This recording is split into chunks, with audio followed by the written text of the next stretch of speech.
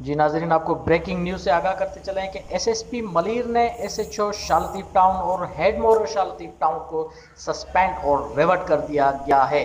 SSP Malir की जानब से ये कार्रवाई की गई है। एसएसपी मलिर के जराए बताते हैं कि रेती बजरी चलाने के इल्ज़ाम में एसएचओ शालतीफ टाउन आमिर रफीक और हेड मोर अनवर शेर को मुअत्तल और रिवर्ट कर दिया गया है। एसएसपी मलिर की जानब से ये कार्रवाई की गई है। उन्होंने रेती बजरी चोरी में मुलव्वस होने पर एसएचओ शाह लतीफ़ और हेड मोर शाह लतीफ़ को मुअत्तल और रिवर्ट कर दिया है।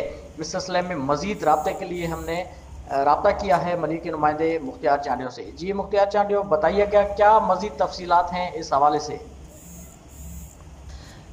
जी बिल्कुल, एसएसपी मलिर ने रेती बजरी चलाने के इल्ज़ाम में एसएचओ शाह लतीफ़ टाउन आमिर रफ़ीक और हेड मोरर अनवर शेर को मुअत्तल करके रिपोर्ट तलब कर ली गई है।